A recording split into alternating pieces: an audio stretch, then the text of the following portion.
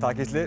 Hinn svokallaða Gínu-áskorun kom og fór á undraskömmum tíma í haust en hún snýst að fólk stillir sér upp eins og gínur, tekur upp myndband og birtir á internetinu. Fyrirbærið varð nokkuð vinsælt. LeBron James, Hillary Clinton og Sundeild Breiðabliks tóku þátt en í þessari viku, sirka mánuði eftir að allir hættu að taka þátt, þá mætti Samfylkingin á svæðið.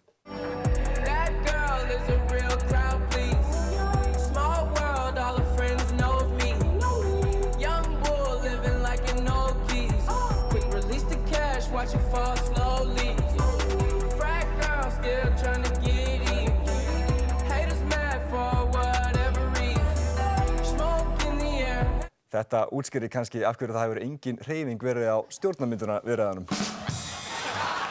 Takk fyrir það. Ég verð hér í allt kvöld.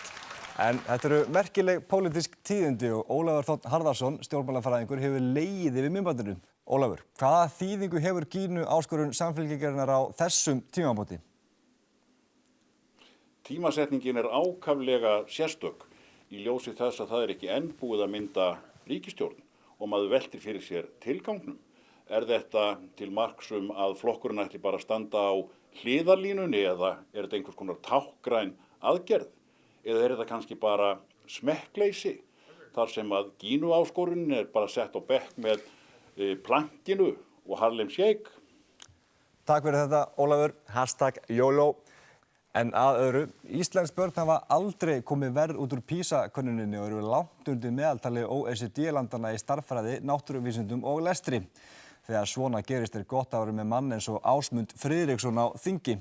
Ljóst að stjórnvöld þurfa að grípa til aðgerða og í hárbeitri færslu á Facebook-síðu sinni í vikunni benti Ásmundur á að grunnskólar í Reykjavík sendi börnin ekki í kirkju fyrir jólin. Já, láttu þau heyra það, Ásmundur. Við verðum að geta tekið umræðuna. Umræðan kirkju heimsóknir grunnskólabarna nefnilega fullkomlega tímabær og alls ekkert þreytt. Pössum okkur samt að aðgerðirnar auki ekki lesskilning barna svo mikið að þau byrja að skilja sem stendur í Biblíunni. En veðurblíðan á Íslandi hefur verið ótrúleg í vetur. Hitamet hafa verið slegin og blíðan hefur verið slík að erlendi ferðamenn ganga Laugaveginn á stuttbuxunum án leiðsagnar í desember.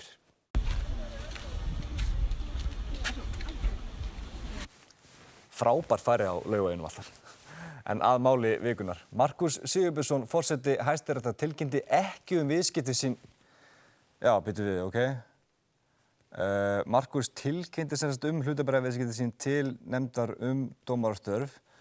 Hann var hins vegar býtum við. Já, prófessor við lagadeild í Háskólanum í Reykjavík segir að Markús hafi ekki verið vanhæfur til að dæma í málum sem tengdu Glitni eftir hrun. En eftir stendur þetta. Gögnum var lekið til fjölmiðla að því virðist til að koma höggi á dómstóla. Gott og vel, en það kemur ýmislegt merkilegt til ljós í umfjöllun málið.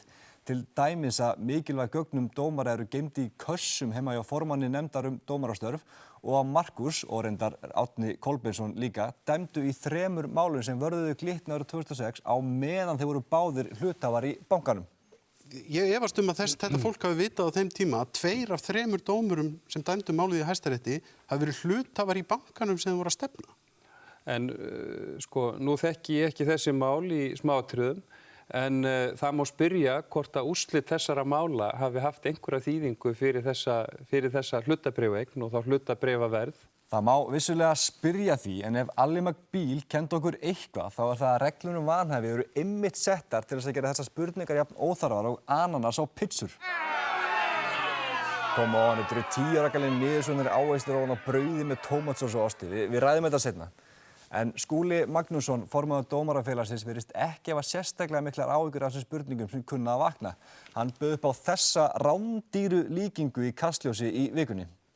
Ég get nefnt sem dæmi að fyrir nokkurum árum þá dæmdi ég í máli, skaðabótamáli vegna samráðs olíufélagana og það var skaðabótamál og ég hafði verslað við olíufélaginu eins og aðrir í þessu landi. Já, það augljóst að Skúli vinnur við að færa sannfærandi rök fyrir máli sínu.